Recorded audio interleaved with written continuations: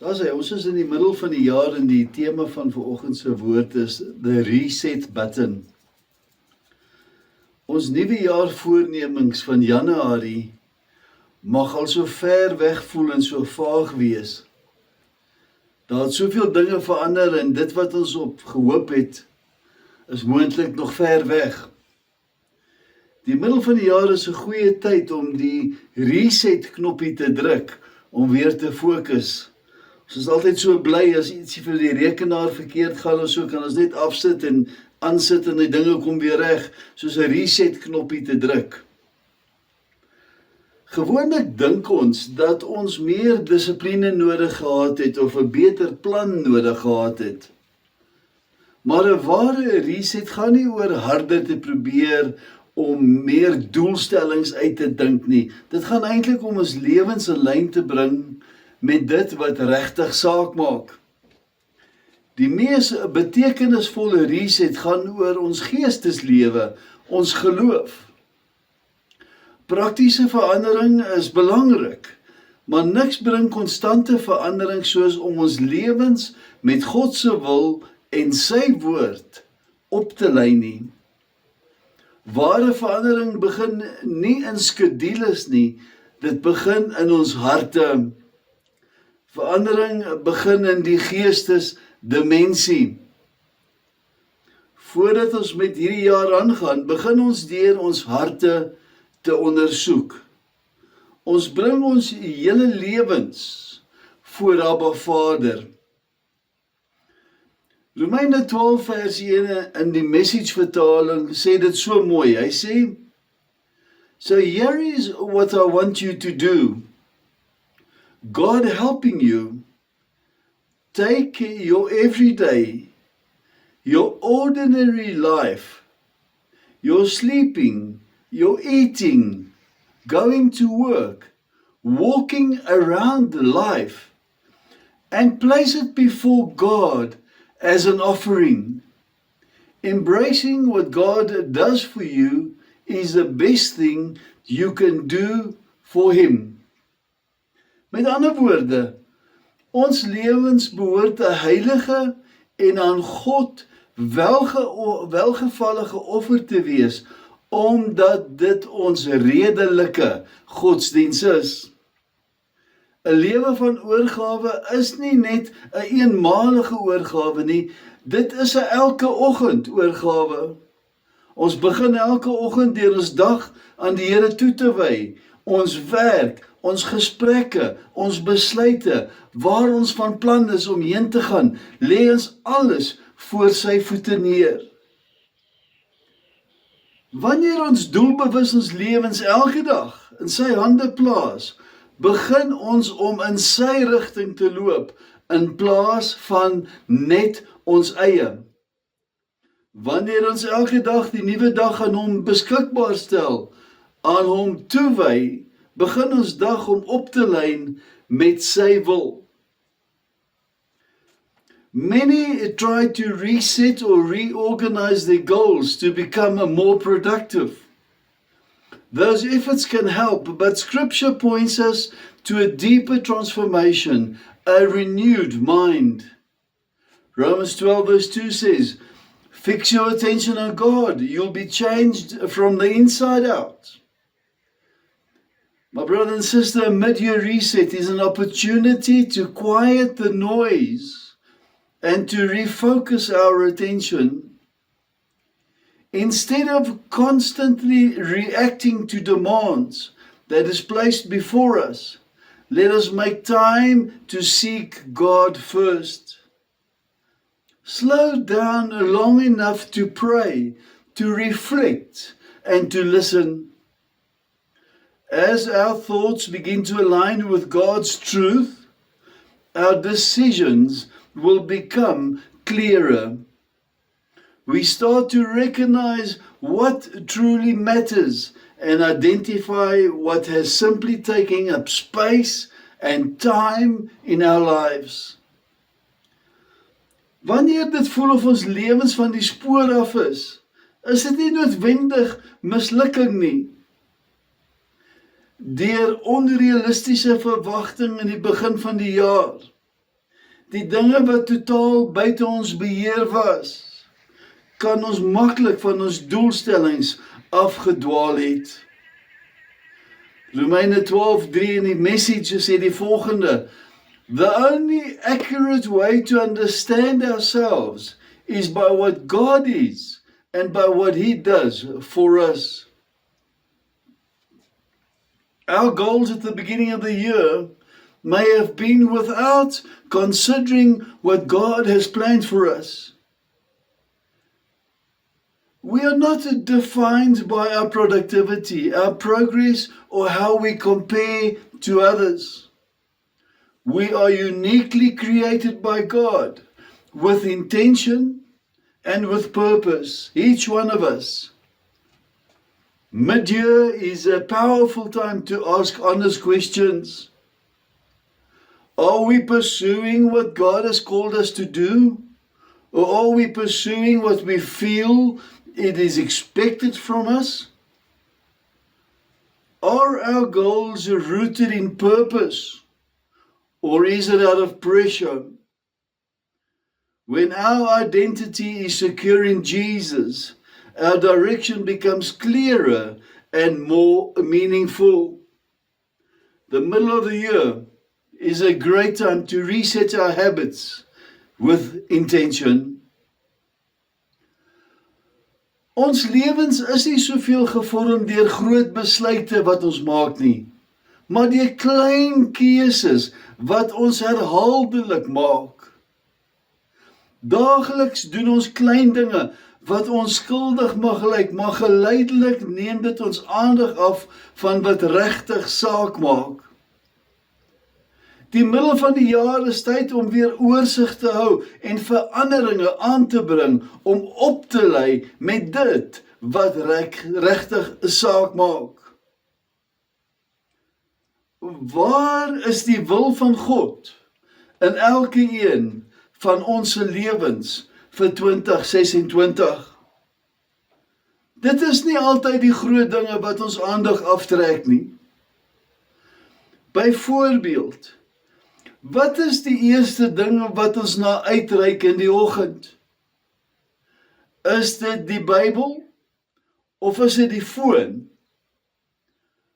Hoeveel aandag kry die foon deur heeldag te scroll in vergelyking met hoeveel tyd dat deur die Bybel geblaai word?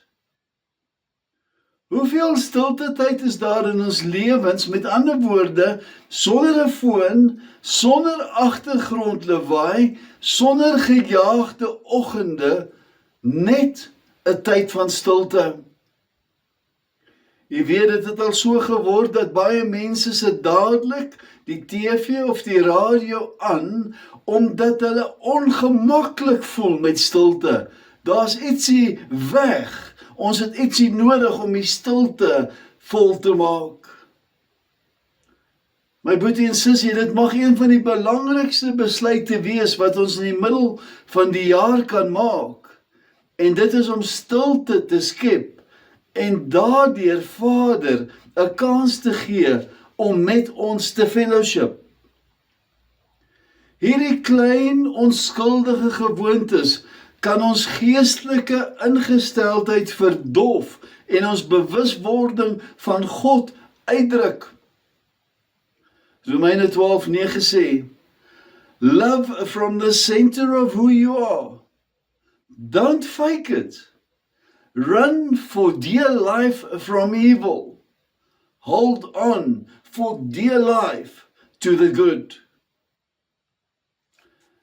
This does not only apply to major decisions, it applies to the little, everyday choices that shape our focus and our direction. A mid-year reset begins with awareness. Pay attention to what our days are filled with. What occupies our minds throughout the day? What are we thinking about constantly? What habits are quietly draining our time, our energy, and our peace? As we notice these patterns, we can begin to make small but meaningful adjustments. choosing stillness over noise, choosing the word over distraction, choosing presence rather than being in a hurry. These decisions may seem simple, but over time they realign our hearts. It is also important to recognize how easy busyness can lead to burnout. Once again, hear what the message says in Romans 12 verse 11. Don't burn out. Keep yourselves fueled and aflame. Be alert, servants of the Master. Wees nie traag in die ywer nie. Wees vurig van gees. Dien die Here. Often burnout isn't just about doing too much. It is about doing too much of what doesn't truly matter. When we seek God first, He brings clarity. Die Here help ons om te herken wat ons moet los en wat ons moet bysit. 'n Middeljaar reset is nie om ons lewens oornag te verander nie. 'n Middeljaar reset gaan daaroor om dit te laat los wat ons van God af weggetrek het. 'n Middeljaar reset is 'n geleentheid om terug te draai na die klein gewoontes wat ons aandag gefestig hou op Hom. When things don't go as planned, we lose momentum. Disappointment can replace expectation. Faith can begin to feel distance. But a mid-year reset, my brother and sister, is an invitation to believe in the goodness and the provision of our Heavenly Father once again. Romans 12:12 says, don't quit in hard times.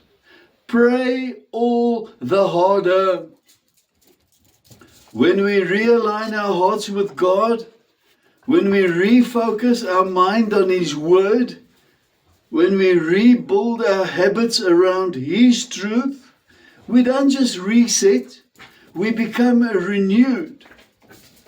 The second half of our year doesn't have to mirror the first half. Let us place God first again in our day-to-day activity. When we choose to reset our faith and put God first, we step into a life that is grounded, that is purposeful and designed for lasting transformation. Romeine 15 vers 13 sê, en mag die God van die hoop, julle vervul met alle blydskap en vrede deur die geloof, dat julle oorvloedig kan wees in die hoop deur die krag van die Heilige Gees. Hoop is 'n vaste vertroue in die karakter en beloftes van God. Hoop is nie net om optimisties te wees nie. Hoop is die vaste vertroue dat God getrou is, dat God nog steeds werk, dat God naby is en dat God se beloftes waar is. Ja en amen. Jy sien die strategie van ons vyand is dat hy ons hoop aanval. Omdat hopelose mense of mense sonder hoop ophou om iets te verwag, hulle hou op om te glo, hulle hou op om te bid en vorentoe te beweeg. Maar hoop is 'n anker vir ons siel. Hoor wat sê Hebreërs 6:19. Now we have this hope as a sure and steadfast anchor of the soul.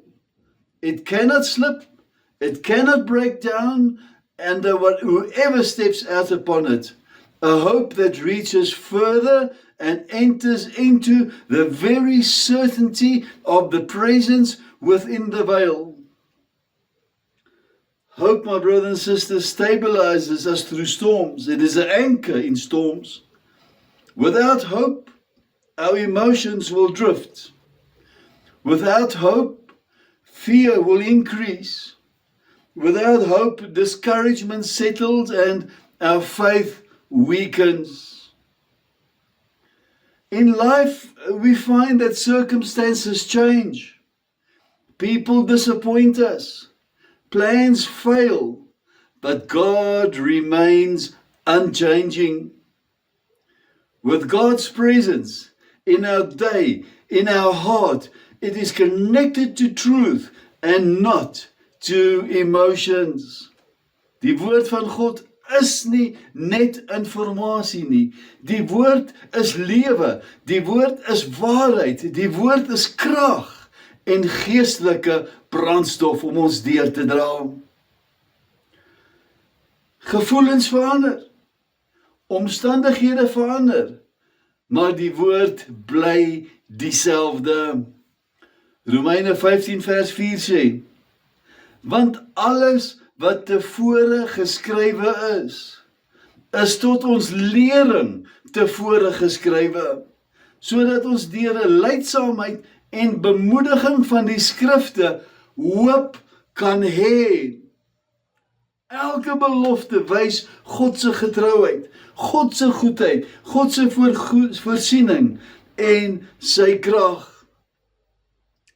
Hoop wat op die woord gevestig is, sien verby die sigbare en sien die onsigbare.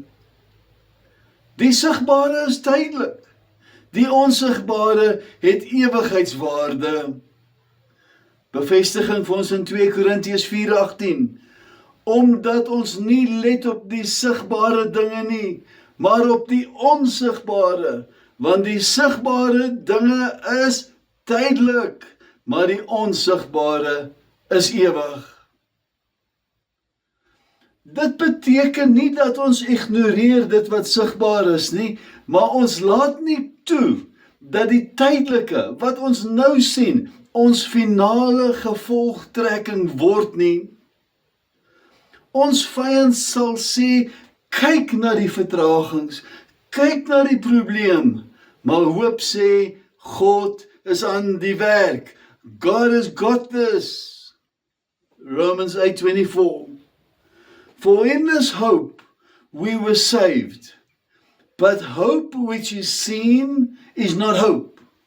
For how can one hope for what he already sees? Vers 25. But if we hope for what is still unseen by us, we wait for it with patience and composure. Corrie ten Boom het die volgende gesê. Sy sê, never be afraid to trust an unknown future to a known God. So in ander woorde, ons hoef nie bekommerd te wees oor 'n onbekende môre of oormôre of 'n toekoms nie, omdat ons God ken. Die toekoms is in sy hande. Hope and joy are closely connected.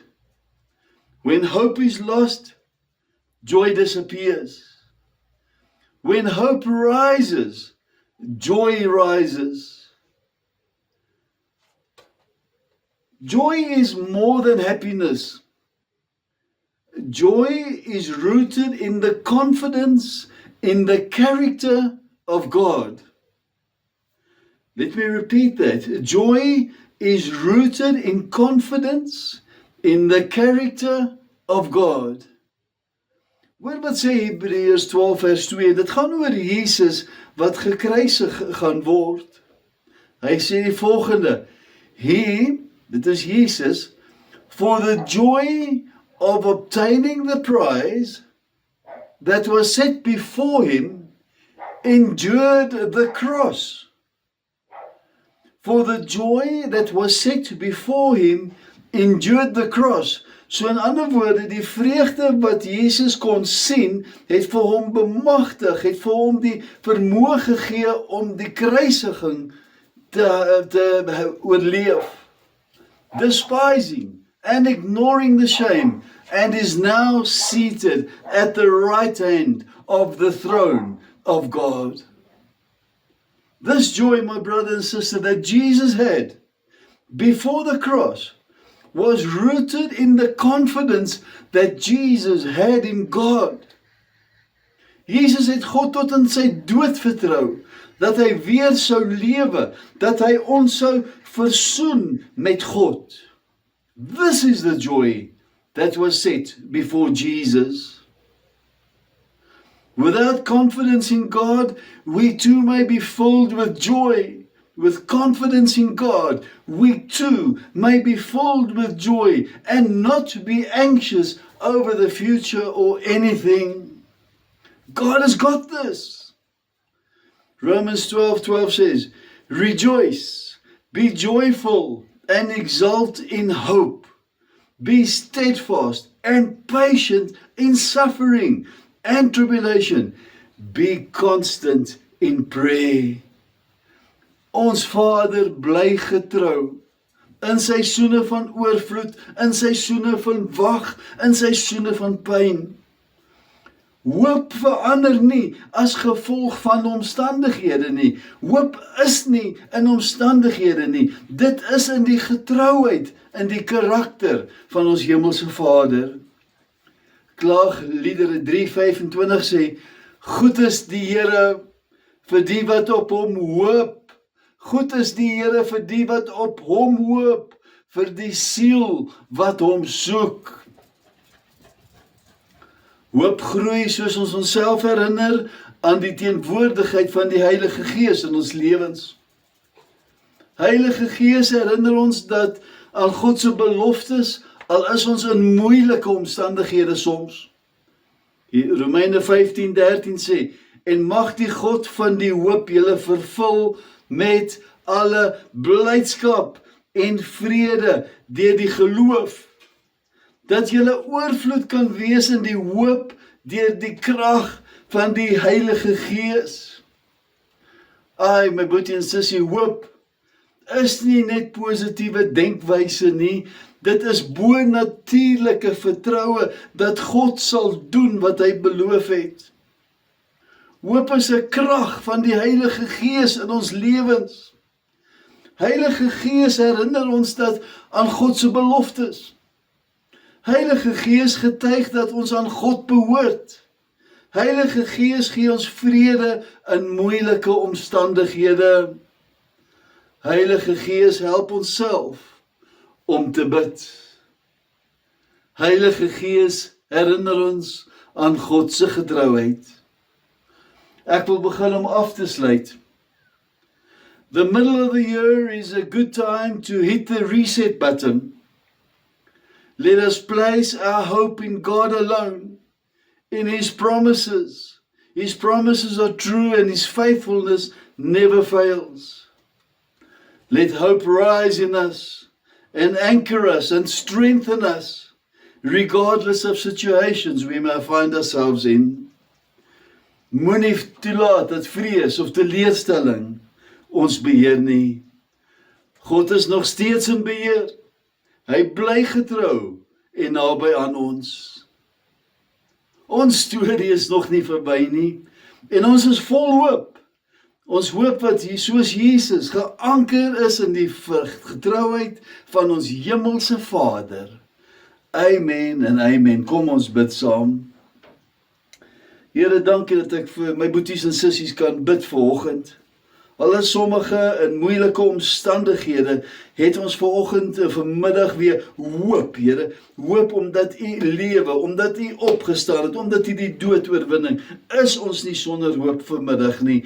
En ek bid, Abba Vader, dat U elkeen sal net bevestig hoe spesiaal hulle vir U is, dat U in beheer is, dat ons hoop mag hê, that we may experience joy.